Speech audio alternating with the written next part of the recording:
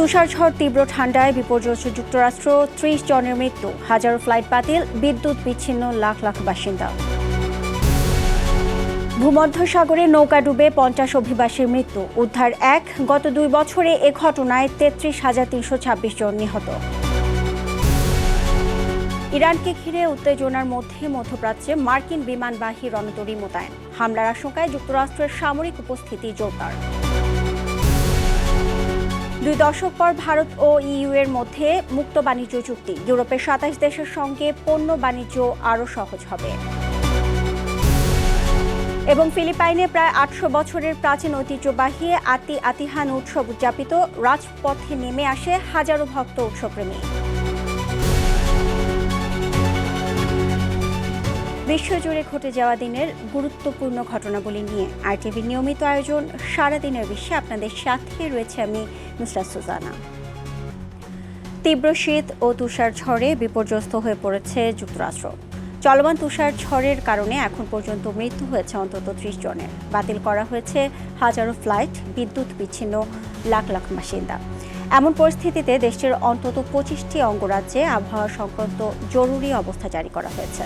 বিস্তারিত জানাচ্ছেন আব্দুল মালিক। চলতি সপ্তাহে যুক্তরাষ্ট্রের বড় অংশ জুড়ে বয়ে যাচ্ছে শক্তিশালী শীতকালীন তুষারঝড়। টেক্সাস থেকে নিউ ইংল্যান্ড, নিউ ইয়র্ক থেকে ম্যাসাচুসেটস, দেশটির বিস্তীর্ণ এলাকায় এখন ভারী তুষারপাতের পাশাপাশি চলছে বিপজ্জনক শৈত্যপ্রবাহের তাণ্ডব। চলমান তুষারঝড়ের কারণে এখন পর্যন্ত মৃত্যু হয়েছে অন্তত ৩০ জনের। ঝড়ের কবলে পড়েছেন কয়েক কোটি বাসিন্দা। দুর্যোগে সবচেয়ে বেশি মৃত্যু হয়েছে নিউ ইয়র্কে, যেখানে নিহত হয়েছে কমপক্ষে ৫ জন। পরিস্থিতি সামাল দিতে অঙ্গরাজ্যের governor Kathy Hochul New York শহরে ন্যাশনাল গার্ড মোতায়েন করেছে। এছাড়া টেনেসি, লুইজিয়ানা, টেক্সাস, ম্যাসাচুসেটস ও কনসাস থেকেও মৃত্যুর খবর পাওয়া যাচ্ছে। তুষারঝড়ের কারণে দেশজুড়ে সোমবারও বাতিল হয়েছে ৩,০০০-এর বেশি ফ্লাইট, যা রোববার ছিল প্রায় ১১,০০০। এছাড়া প্রতিকূল আবহাওয়ার কারণে বিদ্যুৎ বিচ্ছিন্ন হয়েছেন দেশটির বিভিন্ন অঙ্গরাজ্যের লাখ লাখ গ্রাহক। পরিস্থিতি মোকাবেলায় দেশটির ২৫টি অঙ্গরাজ্যে আবহাওয়াজনিত জরুরি অবস্থা জারি করা হয়েছে। আব্দুল মালেক, আরটিভি। ভূমধ্যসাগরে আবারও নৌকাডুবির ঘটনা ঘটেছে। এতে প্রায় ৫০ অভিবাসন প্রত্যাশী নিহত হয়েছেন বলে আশঙ্কা করা হচ্ছে। তবে ডুবে যাওয়া নৌকার একজনকে উদ্ধার করেছে মাল্টার কোস্টগার্ড। উদ্ধার ব্যক্তিকে প্রাথমিক চিকিৎসার জন্য মাল্টায় নিয়ে আসা হয়েছে বলে জানিয়েছে দেশটির সামরিক বাহিনী। তিনি বলেছেন, তিনি প্রায় ২৪ ঘন্টা সাগরে ছিলেন। এ সময় তিউনিশিয়ার দিকে যাত্রা করা একটি বাণিজ্যিক জাহাজ তাকে উদ্ধার করে। তার ধারণা, নৌকায় থাকা ৫০ জন অভিবাসন প্রত্যাশী নিহত হয়েছেন। উত্তর আফ্রিকার দেশ তিউনিশিয়ার উপকূল থেকে নৌকাটি যাত্রা করেছিল। অবশ্য উত্তর আফ্রিকার উপকূল থেকে প্রায়ই অভিবাসন প্রত্যাশীরা ঝুঁকিপূর্ণ এমন যাত্রা করে থাকেন। মিসিং মাইগ্রেন্টস সংস্থার তথ্যমতে ২০১৪ সাল থেকে এখন পর্যন্ত ভূমধ্যসাগরে নৌকাডুবির ঘটনায় ৩৩,৩২৬ জন নিহত বা নিখোঁজ হয়েছেন। ইরানের হুমকির মুখে ভারত মহাসাগরে মার্কিন নৌবাহিনীর বিমানবাহী রণতরী ইউএসএস আব্রাহাম লিঙ্কন মোতায়েন করা হয়েছে। যুক্তরাষ্ট্রের আশঙ্কা, ইরান একযোগে বিপুল সংখ্যক ড্রোন ব্যবহার করে মার্কিন যুদ্ধ জাহাজে হামলা চালাতে পারে। এমন পরিস্থিতিতে মধ্যপ্রাচ্য জুড়ে সামরিক উপস্থিতি জোরদার করছে ওয়াশিংটন। বিস্তারিত বিনিয়ামিনের রিপোর্টে। মার্কিন নৌবাহিনীর বিমানবাহী রণতরী ইউএসএস আব্রাহাম লিঙ্কন ভারত মহাসাগরে সেন্টকমের নিয়ন্ত্রণাধীন জলসীমায় প্রবেশ করেছে। ইরান থেকে বাড়তে থাকা হুমকির প্রেক্ষাপটে এ পদক্ষেপ নেওয়া হয়েছে বলে জানিয়েছে একজন জ্যেষ্ঠ মার্কিন কর্মকর্তা। যুক্তরাষ্ট্রের সংবাদ মাধ্যম ফক্স নিউজ বলছে, নিরাপত্তাজনিত কারণে আত্মগোপনে গেছেন ইরানের সর্বোচ্চ নেতা আয়াতুল্লাহ আলী খামেনি। যদিও এ অভিযোগ অস্বীকার করে আসছে ইরান প্রশাসন। তবে খামেনির আত্মগোপনের ঘটনাকে ইরানের সামরিক প্রস্তুতির ইঙ্গিত হিসেবে দেখছে যুক্তরাষ্ট্র। দেশটির একজন শীর্ষ ড্রোন বিশেষজ্ঞ ফক্স নিউজকে জানান, ইরানের ড্রোন লিঙ্কন এবং এর স্ট্রাইক গ্রুপের জন্য গুরুতর হুমকি তৈরি করতে পারে। তবে মার্কিন কর্মকর্তারা বলছেন ইরানের বিরুদ্ধে সম্ভাব্য কোনো হামলার জন্য এই মুহূর্তে ইউএসএস লিঙ্কন পুরোপুরি প্রস্তুত নয়। ড্রাগন ফ্লাইয়ের সিইও ক্যামেরন চেল বলেন, ইরান কম খরচের ড্রোন ও স্বল্পমূল্যের ওয়ারহেড ব্যবহার করে আধুনিক সামরিক ব্যবস্থার বিরুদ্ধে হুমকি তৈরি করছে। তার মতে ইরান একসঙ্গে বিপুল সংখ্যক সাধারণ মানের ড্রোন নৌযানের দিকে ছুড়ে দিয়ে স্যাচুরেশন অ্যাটাক চালাতে পারে, যা প্রচলিত প্রতিরক্ষা ব্যবস্থাকে চাপে ফেলতে সক্ষম। ড্রাগন ফ্লাইয়ের সিইও আরও বলেন, স্বল্প সময়ে শতাধিক ড্রোন ছোড়া হলে এর কিছু না কিছু লক্ষ্যবস্তুতে আঘাত হানার সম্ভাবনা থেকেই যায়। আধুনিক প্রতিরক্ষা ব্যবস্থা এ ধরনের একযোগে আক্রমণ মোকাবেলার জন্য প্রস্তুত নয়। ইরানের কাছাকাছি অবস্থান করা মার্কিন যুদ্ধজাহাজগুলো তাই প্রধান লক্ষ্যবস্তুতে পরিণত হতে পারে বলে উদ্বেগ জানান তিনি। এদিকে ইরানের ভেতরে অস্থিরতা বাড়ায় আকাশ, স্থল ও সমুদ্রপথে সামরিক উপস্থিতি জোরদার করছে যুক্তরাষ্ট্র। এর অংশ হিসেবে F-15 যুদ্ধবিমানের স্কোয়াড্রন মোতায়েন করা হয়েছে এবং ভারী সরঞ্জাম বহনকারী C-17 বিমানও পৌঁছেছে অঞ্চলটিতে। ক্যামেরন চেল আরও জানান, যুক্তরাষ্ট্র ও মিত্রবাহিনী দ্রুত নতুন প্রতিরক্ষা প্রযুক্তি উন্নয়ন করছে। তবে যুক্তরাষ্ট্রের পাঠানো রণতরীটি ইরানের একাধিক ড্রোনের সমন্বিত আক্রমণ মোকাবেলায় কতটা সক্ষম তা নিয়ে এখনও অনিশ্চয়তা রয়েছে। বিনিয়ামিন, RTV। যুক্তরাষ্ট্রের বৈদেশিক নীতিতে অনিশ্চয়তা বাড়ছে, আর তার প্রভাব পড়ছে বৈশ্বিক কূটনীতিতে। দীর্ঘদিনের মিত্র দেশগুলো এখন নতুন করে সম্পর্কের হিসাব করছে, আর সেই সুযোগ কাজে লাগাচ্ছে চীন। যুক্তরাষ্ট্র থেকে ধীরে ধীরে সরে এসে অনেক দেশই ঝুঁকছে বেইজিংয়ের দিকে। বিশ্লেষকদের মতে প্রেসিডেন্ট ডোনাল্ড ট্রাম্পের আগ্রাসী বক্তব্য, শুল্ক নীতি এবং আন্তর্জাতিক চুক্তি নিয়ে অনিশ্চিত অবস্থান যুক্তরাষ্ট্রের উপর মিত্রদের আস্থা কমিয়েছে। আর এই প্রেক্ষাপটেই চীন নিজেকে বিকল্প অংশীদার হিসেবে তুলে ধরছে। বিস্তারিত জানাচ্ছেন বিনিয়ামিন। যুক্তরাষ্ট্রের বৈদেশিক নীতিতে ধারাবাহিক অনিশ্চয়তা বিশ্ব রাজনীতিতে নতুন সমীকরণ তৈরি করছে। ট্রাম্প প্রশাসনের শুল্ক ও নিরাপত্তা হুমকি এবং গ্রিনল্যান্ড ও আর্কটিক অঞ্চল দখল ঘিরে বিতর্কিত মন্তব্য মিলিয়ে যুক্তরাষ্ট্রকে আগের মতো নির্ভরযোগ্য অংশীদার হিসেবে দেখছে না অনেক মিত্রদেশ।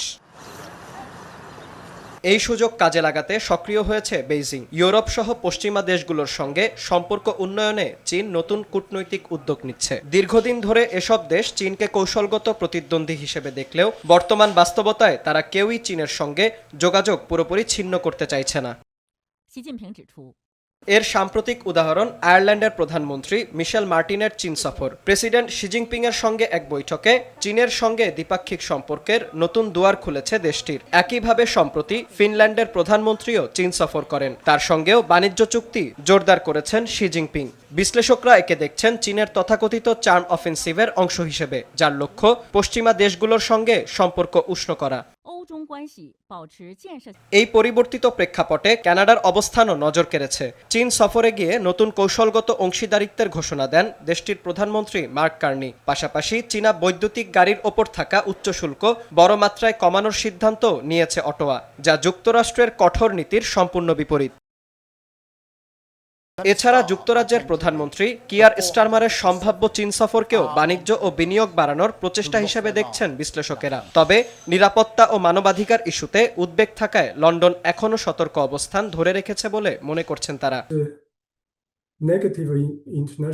অন্যদিকে ইউক্রেন যুদ্ধকে কেন্দ্র করে রাশিয়ার সঙ্গে চীনের ঘনিষ্ঠ সম্পর্ক ইউরোপের কিছু দেশের উদ্বেগ বাড়িয়েছে, বিশেষ করে উত্তর ইউরোপে। বিশ্লেষকদের মতে যুক্তরাষ্ট্রের অনিশ্চিত ভূমিকার সুযোগ নিয়ে চীন নীরবে কূটনৈতিক সুবিধা আদায় করছে। প্রকাশ্যে না এলেও বর্তমান বৈশ্বিক টানাপোড়েন চীনের আন্তর্জাতিক অবস্থানকে ভেতর থেকে আরও শক্ত করছে বলে মন্তব্য তাদের। বিনিয়ামিন, RTV। দীর্ঘ 2 দশকের অপেক্ষার অবসান ঘটিয়ে ঐতিহাসিক মুক্ত বাণিজ্য চুক্তি করেছে ভারত ও ইউরোপীয় ইউনিয়ন। মঙ্গলবার আনুষ্ঠানিকভাবে এই চুক্তি স্বাক্ষরিত হয়।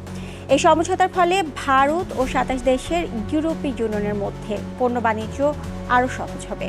চুক্তির অংশ হিসেবে ভারতের ইউরোপীয় গাড়ির ওপর শুল্ক 110% থেকে কমিয়ে প্রায় 40% নামানো হবে। ভারতীয় হিসাব অনুযায়ী 2025 সালের মার্চে শেষ হওয়া অর্থ বছরে তাদের মোট দ্বিপক্ষীয় বাণিজ্যের পরিমাণ ছিল $136.5 বিলিয়ন। যা আরও বাড়বে বলে আশা করছে উভয় পক্ষ। এর আগে সোমবার দিল্লি পৌঁছান ইউরোপীয় কমিশনের president Ursula von der Leyen. ভারতে আসার পর তাকে স্বাগত জানিয়েছেন ভারতের প্রধানমন্ত্রী নরেন্দ্র মোদী।